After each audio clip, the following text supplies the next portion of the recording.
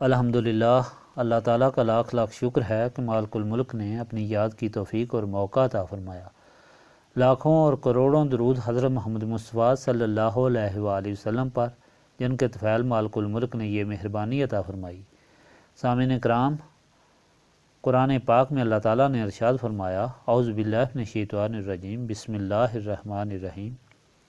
اور اس وقت کو یاد کرو جب ہم نے تمہیں کہا کہ اس شہر میں داخل ہو جاؤ تو جو چیز تم چاہو جہاں سے ملے کھاؤ، اور دروازے میں داخل ہوتے وقت سجدہ کرتے ہوئے اور یہ عرض کرتے ہوئے جاؤ کہ اے اللہ ہمیں معاف فرمانا، ہم تمہاری خطائیں بخش دیں گے اور احسان والوں کو زیادہ جزا دیں گے۔ لیکن جو لوگ ظالم تھے انہوں نے وہ قول بدل دیا جو ہم نے انہیں بتایا تھا، اور اپنی طرف سے دوسرا کلمہ کہنا شروع کر دیا۔ تو ہم نے ان لوگوں پر جنہوں نے ظلم کیا آسمان سے سخت عذاب نازل کیا، اس لیے کہ انہوں نے نافرمانی کی۔ اس ارشاد پاک میں بھی اللہ تعالیٰ ان یہودیوں کو ہی خطاب فرما رہا ہے جو مدینہ منورہ اور گرد و نواح میں آباد تھے۔ باوجود اچھے طریقے سے سمجھنے اور جاننے کے انہوں نے نبی پاک صلی اللہ علیہ وآلہ وسلم کی بعثت سے انکار کر دیا تھا۔ وہ ساری نشانیاں جو حضرت موسیٰ علیہ السلام نے بتائی تھیں، جو حضرت عیسیٰ علیہ السلام نے بتائی تھیں، جو تورات میں تھیں، جو انجیل میں تھیں، وہ سب کی سب حضور پاک میں موجود تھیں۔ یہ خطاب صرف یہودیوں کے لیے ہی نہیں بلکہ تمام مخلوق کے لیے ہے۔ قیامت تک کے لیے اللہ تعالیٰ کی طرف سے ہدایت ہے۔ یہودیوں کو صرف اس لیے مخاطب فرمایا گیا کہ وہی اس وقت وہاں موجود تھے۔ انہی کے آباء و اجداد نے سب سے زیادہ اللہ تعالیٰ کی نعمتوں سے فائدہ اٹھایا، سب سے زیادہ نافرمانی اور ناشکری کی، اس طرح وہ عذاب کے حقدار بنے۔ ساری مخلوق کے لیے یہ ہدایت اس لیے ہے کہ وہ بنی اسرائیل کے ان واقعات سے عبرت حاصل کریں۔ یہ ہدایت سب کے لیے تھی، خواہ وہ کافر تھے یا مشرکین مکہ تھے یا دوسرے لوگ تھے یا جو آئندہ آنے والے تھے، تاکہ وہ نبی کریم صلی اللہ علیہ وآلہ وسلم کی ذات پاک کی تابعداری کریں جو ساری کائنات اور سارے عالمین کے لیے رحمت ہے۔ اس نعمت پر جو اللہ تعالیٰ نے ساری مخلوق کو عطا فرمائی، اللہ تعالیٰ کا شکر ادا کریں، اور ساتھ یہ تنبیہ کی کہ اگر اللہ تعالیٰ کی اس نعمت کا شکر ادا نہ کرو گے تو تمہارا انجام بھی وہی ہوگا جو ان لوگوں کا ہوا جنہوں نے قبل عظیم نعمتوں کی ناشکری کی۔ اس لیے اللہ تعالیٰ بار بار مختلف دلائل سے اور تاریخی واقعات سے یہ بات ساری مخلوق پر واضح فرما رہا ہے کہ جو لوگ اللہ تعالیٰ کی نعمت کی ناشکری کرتے ہیں ان پر اللہ تعالیٰ کا عذاب نازل ہوتا ہے۔ وہ عذاب ایسا سخت ہوتا ہے جسے کوئی چھڑا نہیں سکتا۔ اگر کوئی چھڑا سکتا ہے تو وہ اللہ تعالیٰ کا رسول ہی ہے، جس کی نافرمانی کی وجہ سے وہ عذاب نازل ہوتا ہے اور جس کے قدموں میں حاضر ہونے سے اللہ تعالیٰ معاف فرماتا ہے۔ تیہ کے جنگل میں، اس ویرانے میں، اتنے تپتے ہوئے میدان میں بنی اسرائیل سزا کے طور پر قید اور بند ہوئے تھے۔ پھر انہیں معافی ملی۔ جب 40 سال کے بعد انہیں باہر نکلنے کا راستہ مل گیا تو انہوں نے اپنا سفر جاری رکھا۔ وہ ایک شہر کے دروازے پر پہنچے، وہی شہر جو منزل مقصود تھا، جس کو بیت المقدس کہا جاتا ہے، جہاں حضرت ابراہیم، دوسرے رسول اور اللہ تعالیٰ کے بندے مدفون ہیں۔ جب اس کے دروازے پر پہنچے تو اللہ تعالیٰ نے بنی اسرائیل کو یہ خبر عطا فرمائی کہ تم جس قوم عمالقہ سے ڈرتے تھے جو وہاں آباد تھے، جس کو نکالنے کے لیے تم کو وہاں لے جایا جا رہا تھا، اور تم نے یہ اعلان کر دیا تھا کہ یہ بہت سخت اور جنگجو قوم ہے، ہم اس کا مقابلہ نہیں کر سکتے، تم نے ہمارے رسول حضرت موسیٰ کو یہ کہا تھا کہ آپ اور اللہ تعالیٰ ان لوگوں سے جنگ کریں۔ دیکھو ہم نے اپنی مہربانی سے اور حضرت موسیٰ کے طفیل اس ساری قوم کے دلوں میں تمہارا رعب ڈال دیا ہے، تمہارے وہاں پہنچنے سے پہلے ان کو وہاں سے بھگا دیا ہے، اور ایسے طریقے سے بھگا دیا کہ وہ اپنی ساری نعمتیں، کھانے اور آسائش کا سامان اس شہر میں چھوڑ کر بھاگ گئے ہیں۔ اب تم اس شہر میں داخل ہو جاؤ ان کی تمام چیزوں کے تم وارث اور مالک بن گئے ہو، جو چاہو کھاؤ، جہاں سے چاہو کھاؤ، لیکن یہ یاد رکھو اس شہر میں تم سجدہ کرتے ہوئے اور اللہ تعالیٰ سے معافی مانگتے ہوئے داخل ہو۔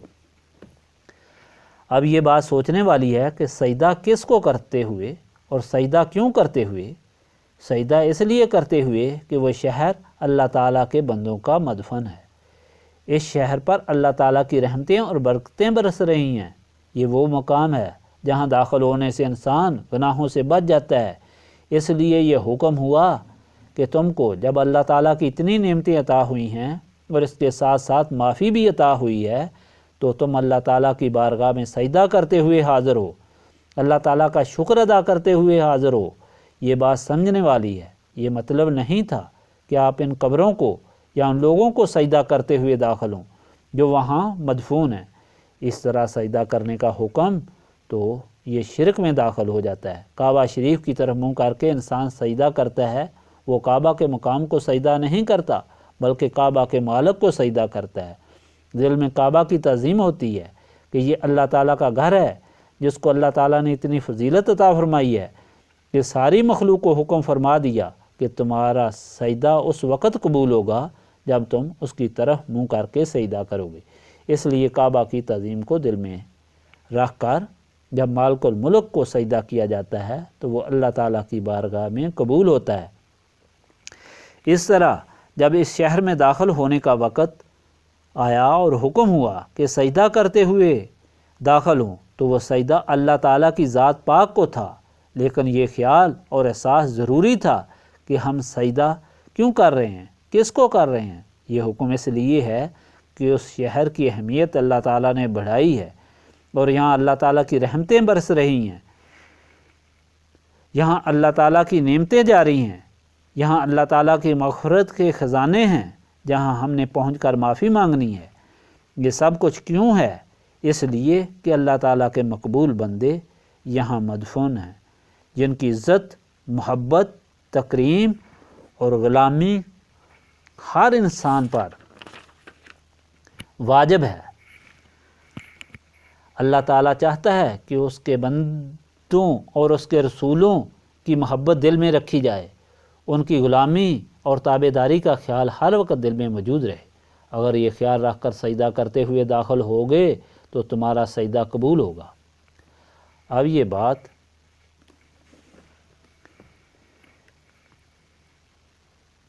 کہ تم حطۃ پڑھتے ہوئے داخل ہو، حطۃ کا مطلب ہے اللہ تعالیٰ ہمیں معاف فرمائے۔ یہ اس لیے فرمایا گیا کہ وہاں اللہ تعالیٰ کی رحمت برس رہی تھی۔ یہاں اللہ تعالیٰ کی رحمت ہوتی ہے، وہاں جو بھی سوال کرتا ہے وہ قبول ہو جاتا ہے۔ معلوم ہوا کہ جہاں بھی اللہ تعالیٰ کے بندے مدفون ہوتے ہیں وہاں معافی مانگنا افضل ہے۔ اس جگہ اللہ تعالیٰ کے بندوں کو اللہ تعالیٰ کی طرف سے جلدی معافی ملتی ہے، کیونکہ وہاں اللہ تعالیٰ کی رحمت برستی ہے اور جوش میں ہوتی ہے۔ اس شہر کے تقدس کی بنا پر ان لوگوں کو حکم ہوا کہ اب تم پر یہ 8واں انعام ہو رہا ہے کہ تم اس شہر میں داخل ہو تو تم کو ساری گزشتہ غلطیوں اور گستاخیوں کی معافی بھی مل جائے گی۔ یہاں تمہیں ہر وہ چیز ملے گی جو تم چاہتے ہو۔ تمہارے دشمنوں کو تمہارے روب سے یہاں سے بھگا دیا گیا ہے، لیکن وہ بد نصیب تھے اور جن کے دلوں میں اللہ تعالیٰ کے رسول کی محبت نہیں تھی، بلکہ شیطان انہیں پھر اپنے راستے پر چلا رہا تھا۔ ان کے دل میں فوراً یہ خیال پیدا ہوا کہ اس چیز کا کیا مطلب ہوا کہ ہم سجدہ کرتے ہوئے معافی مانگتے ہوئے اور حطۃ کہتے ہوئے داخل ہوں، یہ ہمارے ساتھ ایک مذاق ہوگا۔ انہوں نے بجائے سجدہ کرنے کے وہاں سے اسی طرح سینوں کے بل اپنے آپ کو گھسیٹ کر اندر داخل کرنا شروع کیا، کیونکہ اللہ تعالیٰ نے یہ بھی مہربانی فرمائی تھی کہ اس دروازے کو نیچے کر دیا تھا تاکہ سر کو ہر صورت نیچا کر کے اندر داخل ہوں، لیکن پھر بھی شیطان کے کہنے پر انہوں نے اپنے سر سیدھے ہی رکھے۔ اس طرح اکڑ ہی ان کے سینوں اور سروں میں رہی۔ یوں گھسیٹ کر وہ شہر میں داخل ہوئے اور بجائے حطۃ کہنے کے اے اللہ تعالیٰ ہمیں معاف فرما، انہوں نے اس لفظ کو بدل دیا اور انہوں نے حنطۃ کہنا شروع کر دیا، جس کا مطلب تھا سرخ رنگ کی گھیوں۔ کہ اے اللہ تعالیٰ تو اس شہر میں ہمیں سرخ رنگ کی گھیوں عطا فرما، اور وہ ہنستے ہوئے جا رہے تھے کہ یہ کیا ہمارے ساتھ مذاق ہوا ہے۔ جب اس شہر میں داخل ہوئے تو انہوں نے یہ نافرمانی کی۔ اس نافرمانی کے سبب اللہ تعالیٰ نے ان ظالموں پر طاعون کی وبا مسلط کر دی، جس سے 70,000 آدمی آنن فانن مر گئے۔ سامعین کرام، اللہ تعالیٰ کی اس ہدایت سے سمجھنے والی بات یہ ہے کہ بار بار اللہ تعالیٰ یہ واقعات کیوں بیان فرما رہا ہے، مختلف دلائل سے یہ بات کیوں ثابت فرما رہا ہے کہ مخلوق کو اللہ تعالیٰ کی نعمتیں عطا ہوئیں اور جنہوں نے ناشکری کی ان کو سزا ملی۔ دراصل اللہ تعالیٰ نے جس محبوب صلی اللہ علیہ وآلہ وسلم کی خاطر ساری کائنات پیدا فرمائی، اللہ تعالیٰ یہ چاہتا ہے کہ ساری مخلوق اس ہستی کو اپنے دل و دماغ میں رکھے اور اس کی غلامی اختیار کرے، تاکہ اللہ تعالیٰ کی وہ ساری مخلوق جو اللہ تعالیٰ کو پیاری ہے اس کی نعمتوں کی حقدار بنے اور مستفید ہو۔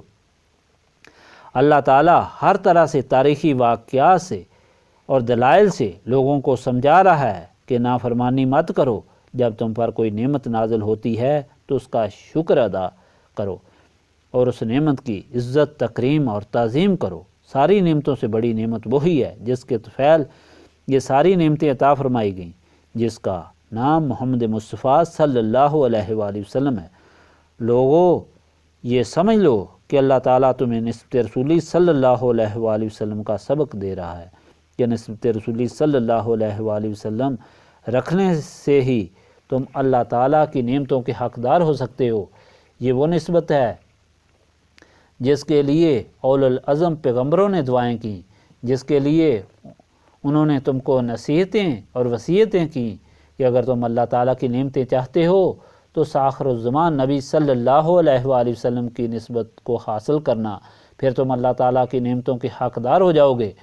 جن لوگوں نے اللہ تعالیٰ کی نعمتوں کو سمجھا، قدر و عزت کی اور یہ بھی سمجھا کہ یہ نعمتیں کس کے طفیل ہیں، تو ان لوگوں کے قلب کو اللہ تعالیٰ کے رسول صلی اللہ علیہ وآلہ وسلم سے جوڑ دیا گیا، جس کی بدولت وہ شیطانی خیالات سے بچے رہے اور اللہ تعالیٰ کے حکم کو مانتے رہے۔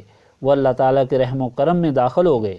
لیکن جن لوگوں کے دل رسول پاک صلی اللہ علیہ وآلہ وسلم سے جڑے ہوئے نہیں تھے، جنہیں نسبت رسولی حاصل نہیں تھی، وہ فوراً شیطان کے قبضے میں آ گئے، اور ہر نعمت کے بعد ان کے دلوں میں غلط خیال پیدا ہوتا تھا، ان سے ہمیشہ نافرمانی سرزد ہوتی تھی، جس سے وہ عذاب کے حقدار بنتے چلے گئے۔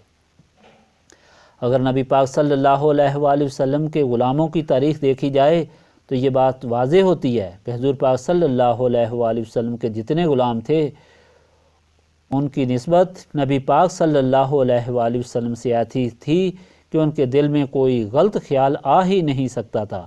جتنے بھی غلام تھے انہوں نے نبی پاک صلی اللہ علیہ وآلہ وسلم کے کسی ارشاد پر کوئی حجت نہیں کی، کوئی اعتراض نہیں کیا، بلکہ کوئی چیز بالکل سامنے ہوتی اور اس کے لیے ان سے نبی پاک صلی اللہ علیہ وآلہ وسلم پوچھتے تو صحابہ کرام عرض کرتے تھے کہ اللہ تعالیٰ اور اس کا رسول بہتر جانتے ہیں۔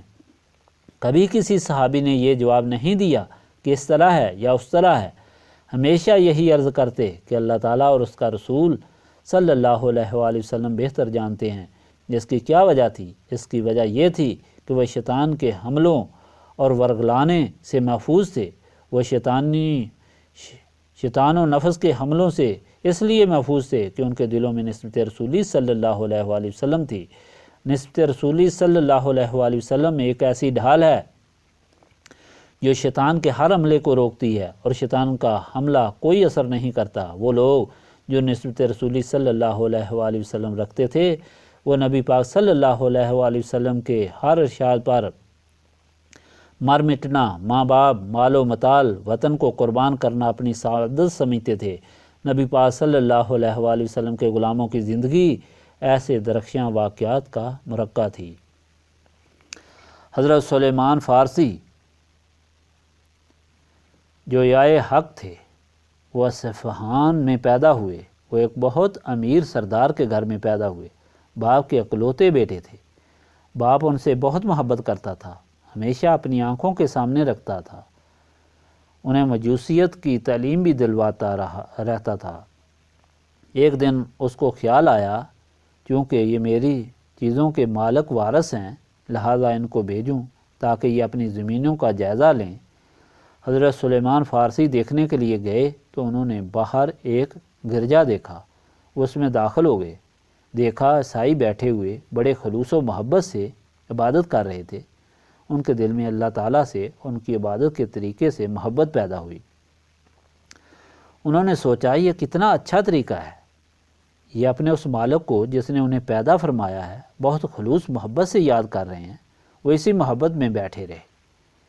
جب گھر نہ پہنچے تو باپ نے انہیں تلاش کرنے کے لیے جگہ جگہ آدمی بھیجے۔ بڑی دیر کے بعد جب وہ واپس آئے تو باپ نے پوچھا کہ تم کہاں تھے؟ انہوں نے عرض کی کہ اس طرح ایک جگہ لوگ عبادت کر رہے تھے، مجھے وہ عبادت بہت پسند آئی، میرا دل وہاں لگ گیا، میں وہاں بیٹھا ہوا سنتا رہا۔ باپ کو خطرہ پیدا ہوا کہ یہ تو مجوسیت چھوڑ کر عیسائیت کو اختیار کر لیں گے۔ اس نے انہیں کمرے میں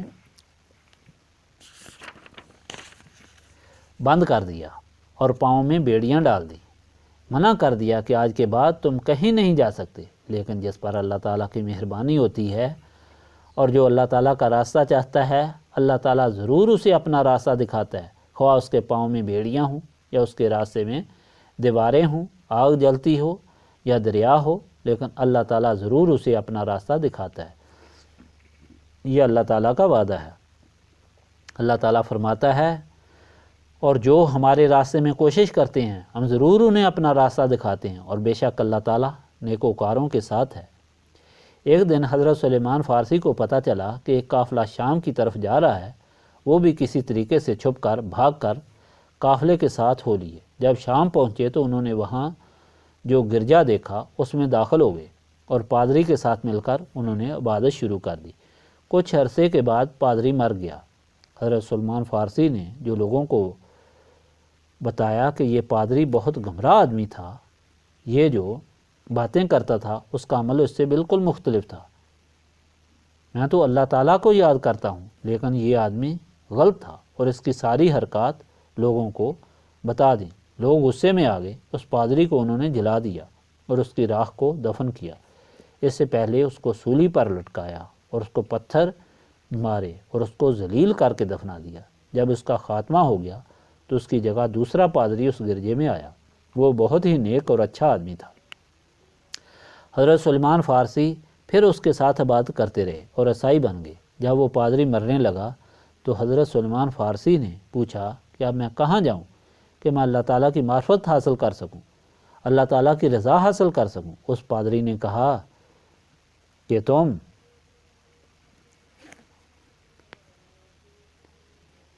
نسین میں چلے جاؤ، اس شہر کے گرجا میں جو پادری ہے وہ بہت نیک آدمی ہے، اس کی صحبت اختیار کرو۔ حضرت سلیمان فارسی وہاں چلے گئے اور وہاں اس پادری کی خدمت میں حاضر ہوئے اور اللہ تعالیٰ کی یاد شروع کر دی۔ پھر کچھ عرصے کے بعد وہ پادری بھی مرنے لگا۔ اس سے حضرت سلیمان فارسی نے پوچھا کہ اب میں کیا کروں، کدھر جاؤں؟ پادری نے کہا کہ اب تم اموریہ میں چلے جاؤ، وہاں ایک پادری ہے، وہ بھی اللہ تعالیٰ کو اسی طرح یاد کرتا ہے، تم اس کی صحبت سے فیض یاب ہو۔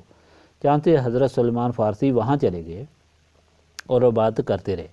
پھر کچھ عرصے بعد وہ پادری بھی مرنے لگا تو اس سے پوچھا کہ اب میں کہاں جاؤں؟ اس پادری نے کہا بے خدا، اب میری نظر میں کوئی ایسا آدمی نہیں جس کے پاس جا کر تمہیں کوئی فائدہ پہنچے۔ اب نبی آخر الزمان صلی اللہ علیہ وآلہ وسلم کی بیعت کا وقت آ گیا ہے اور تم وہاں چلے جاؤ، اس شہر میں جو حضور پاک صلی اللہ علیہ وآلہ وسلم کی ہجرت گاہ ہے۔ حضور پاک صلی اللہ علیہ وآلہ وسلم کا انتظار کرو۔ وہ نخلستان ہے، وہاں کھجوروں کے باغ ہیں اور وہ دو جلے ہوئے میدانوں کے درمیان ہے۔ حضرت سلیمان فارسی فرماتے ہیں کہ میں وہاں سے نکلا اور اسی طرف چل پڑا۔ راستے میں دیکھا کہ بنی کلب کا ایک قافلہ جا رہا ہے۔ ان سے پوچھا کہ آپ کہاں جا رہے ہیں؟ انہوں نے یہی کہا کہ ہم اس نخلستان میں جا رہے ہیں۔ میں نے کہا کہ تم مجھے اس سرزمین تک پہنچا دو تو میری جتنی دولت، بکریاں، اونٹ ہیں تم لے لو، اور وہ راضی ہو گئے۔ جب وادی میں پہنچے تو ان لوگوں نے حضرت سلیمان پر ظلم کیا، انہیں ایک یہودی کے ہاتھ اپنا غلام بنا کر بھیج دیا۔ آپ اس یہودی کے پاس غلام کی حیثیت سے رہے۔ کچھ عرصہ بعد اس یہودی نے انہیں مدینہ پاک میں ایک اور یہودی کے ہاتھ فروخت کر دیا۔ حضرت سلیمان فارسی دوسرے یہودی کے غلام کی حیثیت سے مدینہ پاک میں نبی پاک صلی اللہ علیہ وآلہ وسلم کا انتظار کر رہے تھے کہ انہیں خبر ملی کہ مکہ معظمہ میں ایک نبی مبعوث ہوئے ہیں جو آخر الزماں نبی صلی اللہ علیہ وآلہ وسلم ہیں، جو فرماتے ہیں کہ میں رحمت للعالمین صلی اللہ علیہ وآلہ وسلم ہوں۔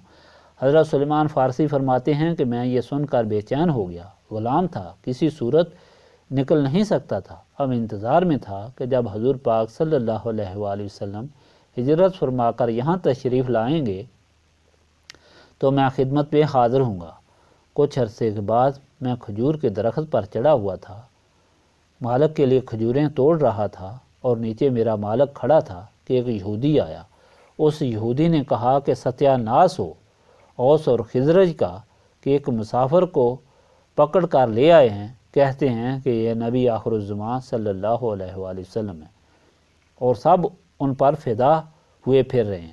یہ الفاظ سن کر مجھ پر کبھی طاری ہو گئی اور قریب تھا کہ میں اوپر سے اس یہودی پر گرتا اور وہ چکنا چور ہو جاتا۔ میں جلدی سے نیچے اترا اور یہودی سے پوچھا کہ کیا معاملہ ہے۔ اس نے مجھے زور سے مکہ مارا اور غصے سے کہا تم کون ہو پوچھنے والے، چپ رہو اور اپنے کام سے کام رکھو۔ میں خاموش ہو گیا، لیکن شام کو میں نبی کریم صلی اللہ علیہ وآلہ وسلم کی خدمت میں حاضر ہو گیا اور جب حضور علیہ السلام کا چہرہ مبارک دیکھا تو اسی وقت میں نے کہا اللہ تعالیٰ کی قسم جھوٹے کا ایسا چہرہ نہیں ہو سکتا۔ میں حضور پاک صلی اللہ علیہ وآلہ وسلم پر عاشق ہو گیا اور اس پادری کی وہ بات مجھے یاد آئی جس نے بتایا تھا کہ نبی آخر الزمان صلی اللہ علیہ وآلہ وسلم کا تم انتظار کرنا۔ اس نے مجھے یہ بھی بتایا تھا کہ ان میں 2-3 نشانیاں ہیں، ان کو بھی دیکھ لینا۔ پہلی نشانی کہ وہ صدقہ نہیں کھاتے، دوسری کہ وہ ہدیہ قبول فرماتے ہیں اور کھاتے ہیں، اور تیسری یہ کہ ان کی پشت پر مہر نبوت ہوگی۔ چنانچہ میں ایک دن کھانے کی کوئی چیز لے کر حضور پاک کی خدمت میں حاضر ہوا اور عرض کی آپ صلی اللہ علیہ وآلہ وسلم کے لیے لایا ہوں۔ آپ صلی اللہ علیہ وآلہ وسلم دور سے سفر کر کے آئے ہیں، یہ صدقہ ہے، کسی نے مجھے دیا اور میں آپ صلی اللہ علیہ وآلہ وسلم کی خدمت میں پیش کرتا ہوں۔ نبی پاک صلی اللہ علیہ وآلہ وسلم نے فرمایا کہ ہم صدقہ نہیں کھاتے اور وہ صحابہ کرام میں تقسیم فرما دیا۔ مجھے یقین ہو گیا کہ آپ صلی اللہ علیہ وآلہ وسلم ہی وہ پیغمبر ہیں۔ کچھ دنوں بعد اور چیزیں لے گیا اور جا کر عرض کی کہ آپ صلی اللہ علیہ وآلہ وسلم کی خدمت میں یہ ہدیہ پیش کرتا ہوں، کیونکہ آپ صلی اللہ علیہ وآلہ وسلم نے فرمایا تھا کہ ہم صدقہ نہیں کھاتے۔ حضور پاک صلی اللہ علیہ وآلہ وسلم اس چیز کو کھایا، مجھے اور زیادہ پکا یقین ہو گیا۔ پھر ایک دن میں حضور پاک صلی اللہ علیہ وآلہ وسلم کو تلاش کرتے کرتے جنت البقیع میں گیا۔ وہاں ایک غلام کے جنازے کے سلسلے میں آپ تشریف لے گئے تھے، تو میں حضور پاک صلی اللہ علیہ وآلہ وسلم کے ارد گرد پھرنا شروع ہوا کہ کسی طرح سے مہر نبوت کا دیدار کروں۔ حضور پاک صلی اللہ علیہ وآلہ وسلم سمجھ گئے، انہوں نے اپنی کملی کو ہٹا کر فرمایا دیکھو۔ پھر میں نے مہر نبوت دیکھی اور بے ہوش ہو گیا۔ رسول پاک صلی اللہ علیہ وآلہ وسلم کے قدموں میں گر گیا اور زارو قطار رونے لگا۔ حضور پاک صلی اللہ علیہ وآلہ وسلم نے پوچھا کیا ہوا ہے؟ اس وقت میں نے اپنی ساری کہانی آپ کو سنائی۔ میں نے اللہ تعالیٰ کے راستے میں جتنی مصیبتیں تکلیفیں اٹھائی تھیں، اللہ تعالیٰ کا راستہ تلاش کرنے اور حضور پاک صلی اللہ علیہ وآلہ وسلم کی تلاش میں جو صعوبتیں اٹھائی تھیں، وہ ساری حضور پاک صلی اللہ علیہ وآلہ وسلم کی خدمت میں عرض کر دیں۔ ساتھ یہ عرض کر دیا کہ میں فلاں یہودی کا غلام ہوں، کیونکہ بنی کلب نے مجھے فروخت کر دیا تھا۔ نبی پاک صلی اللہ علیہ وآلہ وسلم نے فرمایا کہ تم اس یہودی سے مکاتبت کرو۔ اس زمانے میں مکاتبت یہ ہوتی تھی کہ مالک سے غلام کو شرطیں لکھوا لیتا تھا کہ اگر یہ شرطیں پوری کر دو تو مجھے آزاد کر دیا جائے گا۔ چنانچہ اس یہودی سے پہلے مکاتبت کر لی اور فیصلہ ان شرائط پر ہوا کہ میں اس یہودی کو 300 پودے لگا کر سرسبز کر کے دوں اور 40 اوقیہ سونا بھی دوں تو وہ مجھے آزاد کر دے گا۔ میں شرطیں لے کر حضور پاک صلی اللہ علیہ وآلہ وسلم کی خدمت میں حاضر ہوا۔ حضور پاک صلی اللہ علیہ وآلہ وسلم نے صحابہ کرام کو حکم فرمایا کہ اپنے اس بھائی کی مدد کرو۔ چانچہ صحابہ کرام نے مجھے درخت لا کر دیے، کسی نے 10، کسی نے 5، کسی نے کتنے، اور اس طرح 300 پودے پورے ہوئے۔ رسول پاک صلی اللہ علیہ وآلہ وسلم نے مجھے حکم فرمایا کہ جاؤ 300 گھڑے کھودو، جب گھڑے تیار ہو جائیں تو مجھے مطلع کرنا، میں اپنے ہاتھ سے سارے پودے لگاؤں گا۔ چانچہ حضرت سلیمان فارسی نے جا کر وہ گھڑے کھودے اور صحابہ کرام نے بھی ان کی مدد کی۔ پھر حضور پاک صلی اللہ علیہ وآلہ وسلم کی خدمت میں عرض کی کہ حضور پاک صلی اللہ علیہ وآلہ وسلم گھڑے تیار ہیں۔ نبی پاک صلی اللہ علیہ وآلہ وسلم تشریف لے گئے اور ہر پودا اپنے ہاتھ مبارک سے لگایا۔ جو ہی وہ درخت لگائے گئے وہ سارے کے سارے سرسبز ہو گئے۔ نبی پاک صلی اللہ علیہ وآلہ وسلم کی خدمت میں مرغی کے آنڈے کے برابر سونا ہدیہ پیش کیا گیا تو نبی پاک صلی اللہ علیہ وآلہ وسلم نے مجھے عطا فرمایا کہ یہ سونا اس یہودی کے دے دو۔ میں نے عرض کی کہ یہ تو تھوڑا ہے، 40 اوقیہ نہیں بن سکتا۔ فرمایا جاؤ تم یہی لے جاؤ۔ میں یہ لے کر گیا اور یہودی کو دیا، اس نے تولا، وہ پورے 40 اوقیہ نکلا۔ چانچہ میں آزاد ہو گیا اور پھر میں نے اپنی ساری زندگی نبی پاک صلی اللہ علیہ وآلہ وسلم کی غلامی میں گزار دی۔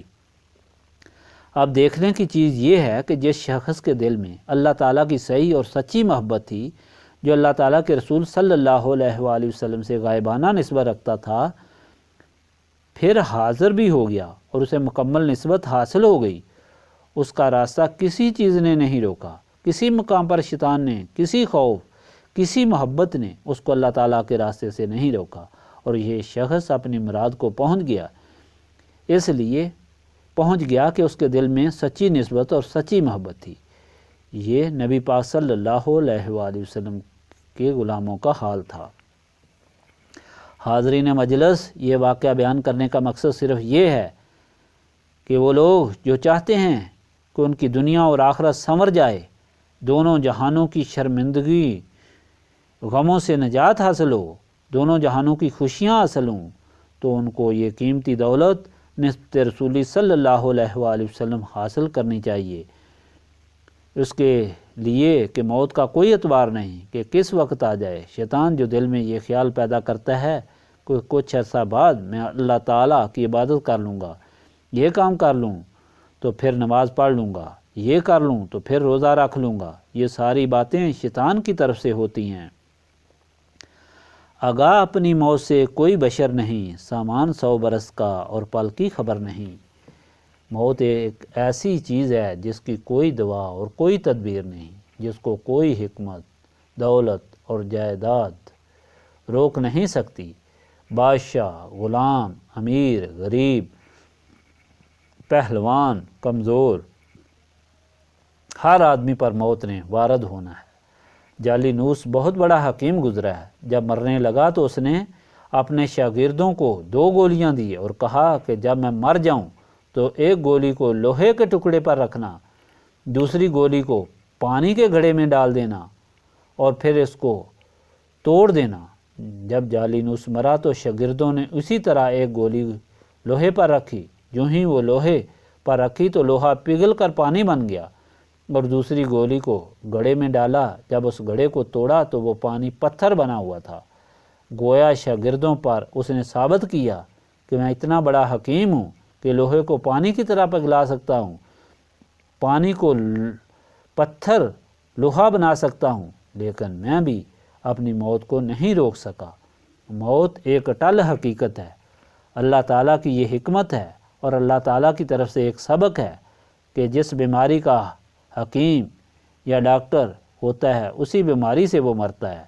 ارسطو سانس کی بیماری سے، سقراط فالج سے، افلاطون سرسام سے، جالینوس پیٹ کی بیماری سے مرا۔ کسی طرح سے بھی وہ اپنی موت کو روک نہیں سکے۔ معلوم ہوا موت یقینی چیز ہے۔ موت کے وقت شرمندگی سے بچنے کے لیے انسان کو نسبت رسولی صلی اللہ علیہ وآلہ وسلم کی ضرورت ہے۔ یہی نسبت رسولی اس محفل کی غرض و غایت ہے۔ اسی کے حصول کے لیے اللہ تعالیٰ کی یاد کی جاتی ہے۔ استغفر اللہ العظیم الذی لا الہ الا هو الحی القیوم واتوب الیہ۔ استغفر اللہ العظیم الذی لا الہ الا هو الحی القیوم واتوب الیہ۔ استغفر اللہ العظیم الذی لا الہ الا هو الحی القیوم واتوب الیہ۔